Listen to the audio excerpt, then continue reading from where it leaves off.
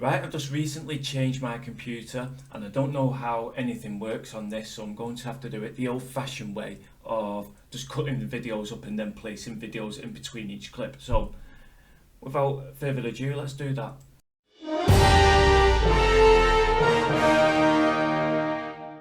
It was last orders for Labour leader Sir Keir Starmer during a campaign walkabout in Bath city centre yesterday, after this moment when landlord Rod Humphreys booted him out of his pub.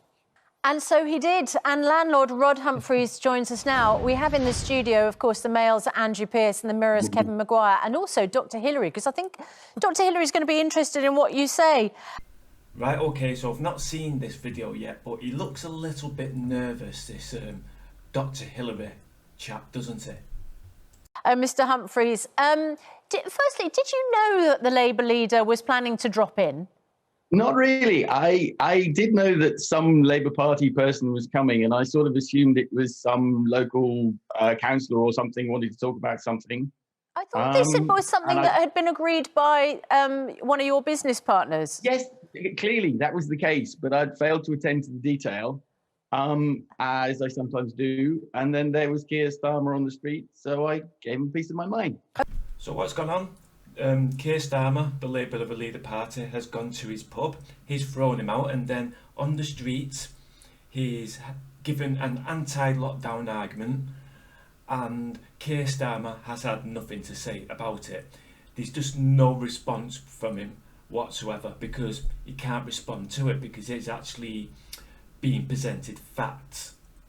OK, now, what is your issue as a Labour voter with your leader? Right. Yes, he, in my opinion, so the way we've handled this pandemic, this virus, has overwhelmingly impacted on the old, the young, the vulnerable and the poor. And if there's anybody who should be standing up for them, it should be him. And he's utterly failed to do it. OK, can I just interrupt you? Can I just interrupt you? Because there's two issues here, aren't there? The one is what you say, which is very important. The other is, why did it get... Sorry, I think people will be distracted by the fact it got so physical. Oh, so I'm not sure why. He walked into the pub and I wasn't happy about that. So I went after him to ask him to leave or tell him to leave. And his security guards grabbed me, and that's why it got physical. OK, so presumably, you know, the security guards are there to protect a very high-profile, high-risk politician. So, so you're saying... There was no physical threat to him, but I don't think that matters. OK, so then you got moved out of the way so that he could leave the pub. All right, so we've established what happens in terms of the pictures. Carry on with your issue with him. So there are a lot of things which are simple facts which need to be discussed. For example, as I put to him on the street, the average age of death with COVID is 82 years and 3 months. The average age of death is 81 years. That means basically that old people die. When we get old, we die. That's fundamentally what's been happening. The last time, as a proportion, this many people died in this country was 2008. Now, and every preceding year, more people had died going back to the Second World War. So I don't remember us doing all this stuff in 2008. So your issue is that you're... Yeah, you don't remember doing that because we never actually did it. That's the reason why you don't actually remember doing that. And I'm actually just happy that there's someone actually on TV just saying certain stuff which I've been saying. You know, it's quite refreshing really to know you're not on your own, because whenever you talk about this stuff, you just get a funny look like they don't understand what you're saying.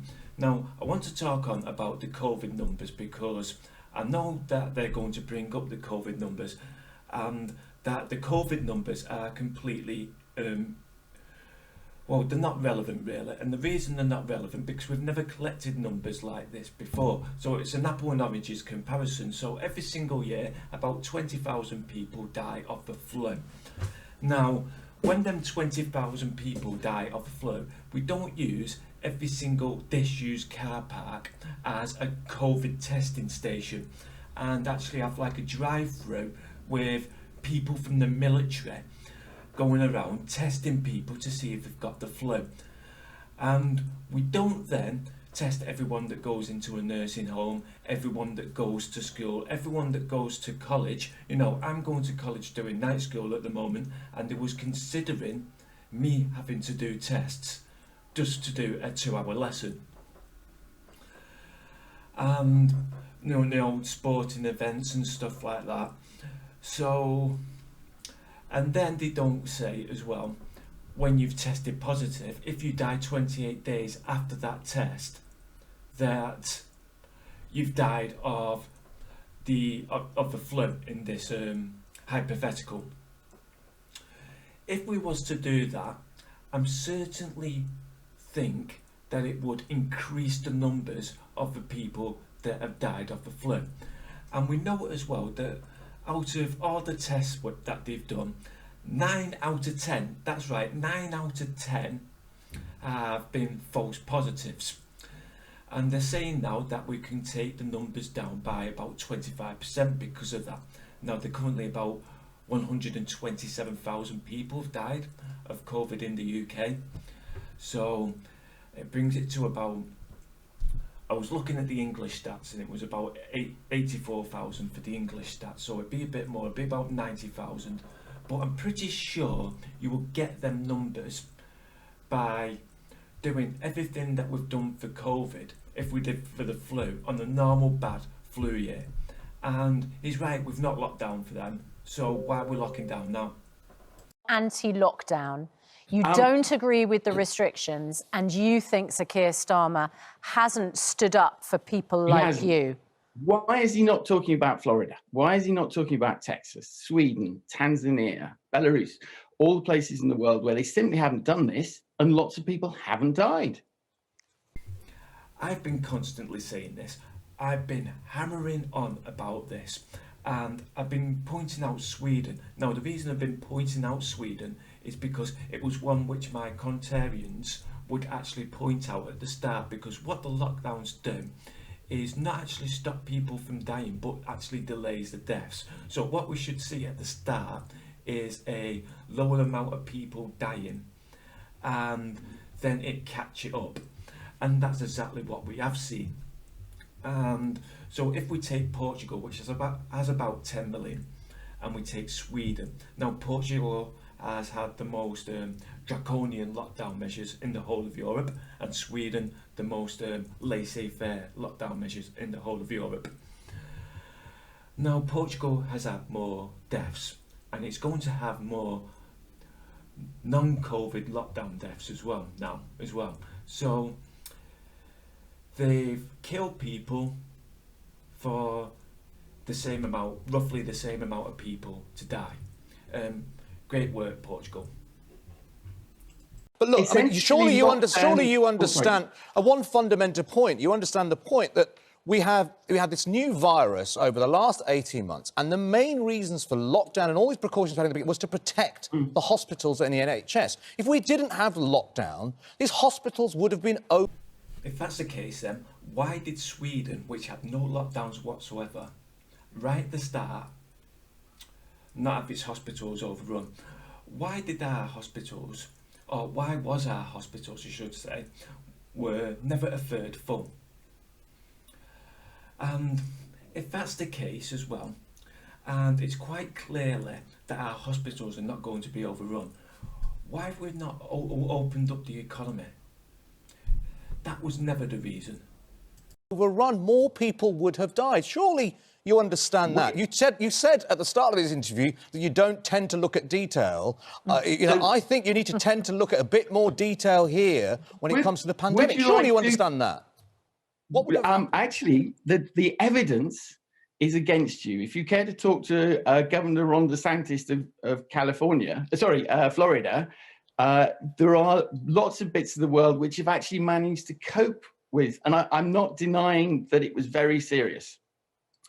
Lots of bits of the world have actually put resources into their hospitals and kept their economy open, and they've not had any more deaths than us. I don't know why, but clearly all this social distancing and stuff doesn't work. There have been lots and lots and lots of studies pointing this out. Why is no one standing up and talking about this? OK, well, I'll tell you someone who... You might not be standing up and talking about it, but Dr Hillary is certainly sitting down and Look, I think quite aerated about it. With the greatest of respect, Rod, I think you should stick to pulling pints rather than advising the government about policy on the biggest pandemic public health issue for the last 100 years. Look at the fact... Oh my God, you big-headed bastard. How dare you say that? Bloody hell. You know, this is a problem I have with scientists, or I have with these scientists. I've been speaking to quite a few during this pandemic, and they seem to just say, I'm a scientist, trust me, and you're not a scientist, even though I have got scientific background, but not in this field of study. But that just because they're a scientist, that we should just go with what they say. No, your job as a scientist, or any expert in any field of study really, is that you collect the esoteric knowledge so that you can form a better argument. So start forming them better arguments, or shut your fucking gob. In India right now, 270,000 people a day are coming down with COVID-19. Brazil, 852 children under the age of 9 have died from COVID in the last 6 weeks. And 518 of them were under 1 years old. Babies are dying of COVID. Now, if we ignore a pandemic, if we say lockdown doesn't work, how do you think this spreads in the first place? It's person-to-person contact. And Now, the problem with that argument, knobhead, is that it breaks the laws of economics. Now, one of the rules of economics is if you ban something, you will create a black market in that something. So in this case, socialising. So we ban socialising, so we're going to create a black market in socialising. Now, you said that it's transferred person to person, but if there's a black market and if a significant part of the population are willing to do that, or are willing to participate in this black market, which the laws of economics state that they will, then it's still going to get transferred around, isn't it? And that's why it delays the deaths rather than actually just stopping them. If you look at all the countries that locked down earlier and had more sustained lockdown, they've had better health outcomes and better economies. You know, it's very simple. Look at every peak that we've had. What happened when we had a peak of 1,200 deaths a day? We went into lockdown and the numbers came down. It's very simple. You have to have lockdown in a pandemic. So nice part to whole fallacy there, where you take a small sliver of time and you equate it to the point where the pandemic started to the present time. Nice one there, because if we was to look at it at the whole, or like I said before, you know, it delays the deaths. So that's exactly what we should expect to see. But at the end of the day, we should see the same number of deaths. That kills people. And if you're saying that at 83 it doesn't matter if you die, you're saying that people like Prince Philip in the last 16 years of his life were meaningless and worthless. We can't allow that to happen. You can't be that ageist. So a part to whole fallacy, then followed by a straw man fallacy. No, really coherent thinker you are, aren't you? So it's a straw man fallacy because that's not the argument that he's actually making. It's yeah, the lockdowns don't save lives just because you've made that part to whole fallacy before. And even if they did, it's at what cost? Because we're all lobotomising our mental health. And we're all lobotomising our mental health to help the health service out. And is that really worth it? It's a bit paradoxical, isn't it? And one of the people that I know, or actually, I think I've got some bookmarked here. So, should there be some bad viewing, really? So it's on another...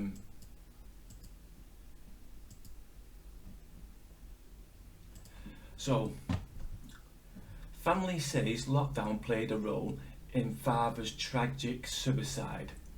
So let's see how old he was. 31.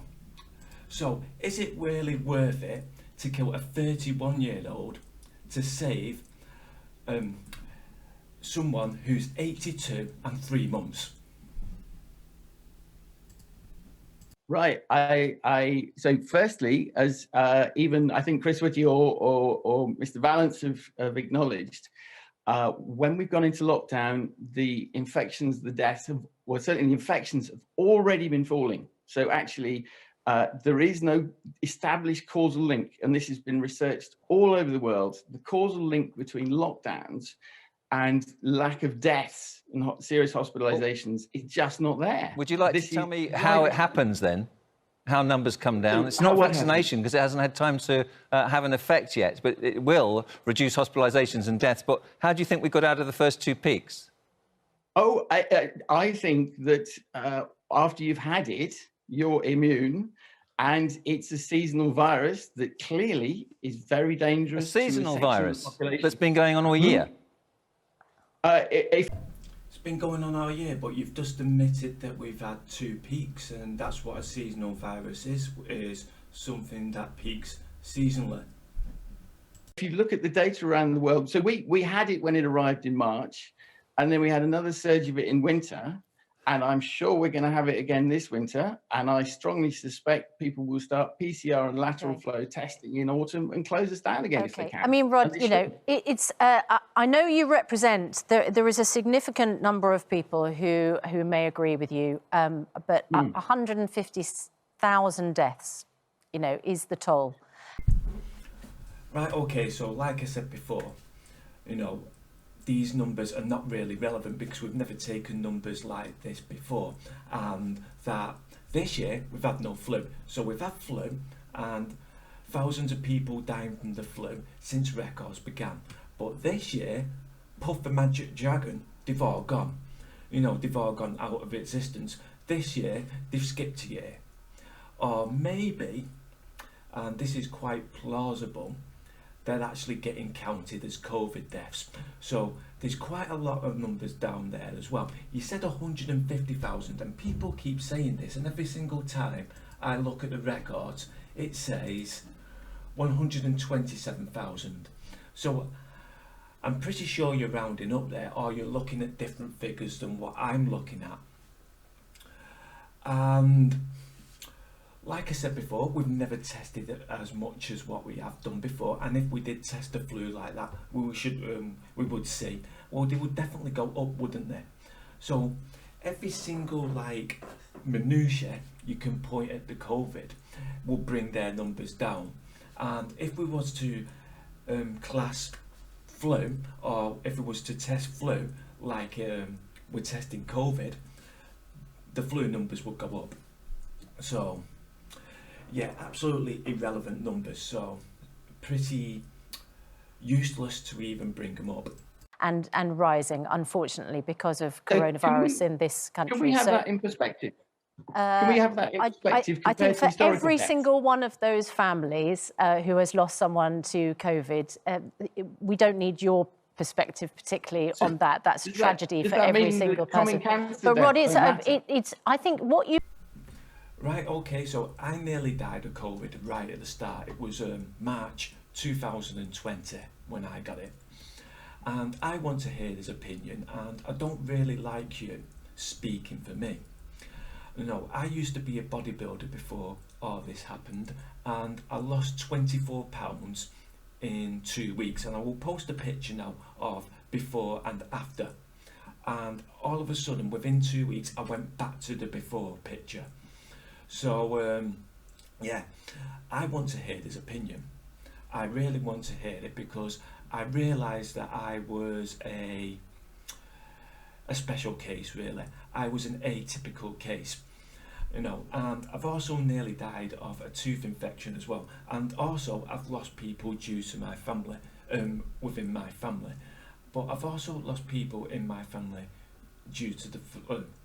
So, yeah, I want to hear his opinion, and I don't really like you speaking to me and trying to put that emotional angle or that emotional spin onto this dialogue. I would also like to add as well that I know people who have killed themselves during this pandemic, and I'm pretty sure their family like the family of of a 31-year-old, which I was pointing out before, don't want to hear your opinion, but they have to hear it every single day. So maybe you should just deal with hearing this pub landlord's opinion. What you've done is you've raised some really interesting points, and I'd like to talk to Andrew and Kevin about them. Because what Rod's, this is one of those very significant moments in political campaigning, isn't it? Where he's basically bringing up an issue. We know the majority of people, actually, if you poll them, are in favour of the restrictions and have been in favour of lockdown. But there are people, like Rod, obviously, and... So, actions speak louder than words. That's the saying, isn't it? And if you poll them on, do you break the lockdown? They will say that they did. There was a poll done right at the start of a lockdown, not even to this far in, when people are now breaking the lockdown even more. And about 80% said, yeah, they broke the lockdown rules. So, no, I don't think that they're in favour, because their actions are telling a different story to what these polls are saying. And I know if you was to ask them personally, they would say yes. But yet again, like I would say, actions speak louder than words. Or people are in favour of the lockdown and the rules if they're not enforced onto them. I think that's a better way to describe it. And particularly in the hospitality industry, who feel like they've been disproportionately affected by something which they think has been taken and exaggerated. But it's a very interesting point that he put to Sir Keir Starmer. Where was your opposition on this? And that has been a tricky one for the Labour leader. Yeah, and if you look at the polls, the Labour leader is miles behind Boris Johnson as who will make the best Prime Minister. The Labour Party is miles behind the Tory Party. But when you consider we've got one of the highest death tolls in Europe, not the highest anymore, but one of the highest, you couldn't say this has been the government's finest hour, could you? And yet Labour have been nowhere to be seen. However, Rod is wrong. We had to go into lockdown. I hate going into lockdown. I have some sympathy for the Prime Minister in not taking us into lockdown as quickly, perhaps, as he should have done, because I think he was trying to protect the economy. But... Well, there's an argument, if we'd gone into lockdown earlier, lives, of course, would have been saved. You could argue that. Particularly later in the year last year, if we'd gone into lockdown earlier, we would have saved lives. But people compare the pandemic, Kevin, to a war. So why didn't Portugal save more lives than Sweden? If what you're saying is true, then Portugal would have less deaths than Sweden.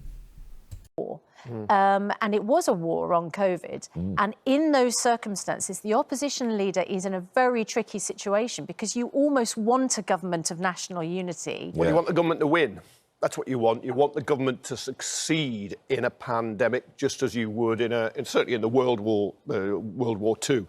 But look, Rod's a COVID idiot, and his co-owner of the pub has distanced himself from what he is saying. All the evidence is lockdowns work. Bullshit. Absolute bullshit. All right, it's just absolutely clear. Keir Starmer, as an opposition leader, because he knew lockdowns work, his opposition was focusing on the government not providing PPE for health service workers. It was criticising the discharging of the elderly from hospitals and remember, care homes. Keir Starmer is married to an NHS worker. He knows all. He knows pretty much all about it. Does Keir Starmer? Yeah. His opposition was also that Boris Johnson in the summer, going into the autumn, was too slow to follow the scientific advice and reimpose the lockdown, which is why more than half the people who died from the autumn on. And a lot of that was avoidable. I have huge sympathy with a publican who has been locked down and feels his business has been going down the pan, and probably didn't get enough support. I accept that, and I think there's legitimate criticism. But just coming up with a load of conspiracy theories, he's probably read bits on the web here and there and cherry-picked. What's this idiot talking about? A conspiracy theory. A conspiracy theory is when a group of people conspire behind closed doors to meet a political end. He's not claimed anything that would fall into that definition whatsoever. He's not claimed that it was made in a lab. He's not claimed, you know, that there's no actual virus and it's just propaganda coming from the media. Nothing like that whatsoever. You know, you're talking rubbish. And ignoring the overall evidence is crazy. And if a drinker, I think, behaved the way he was, shouting and ranting like that, if a drinker was like that in his pub, he would put up. But why didn't Keir Starmer's team check that pub out first? Check that the publican was going to make him welcome, pour him a nice pint and have a chat, and give him a bag of crisps. I think Keir was speaking to Rod outside the pub, didn't realise it was his pub, tried to walk away from him, and then walks into the pub. I'll get away from him. I'll go and have a pint. Trying to get away from the village. What do you think?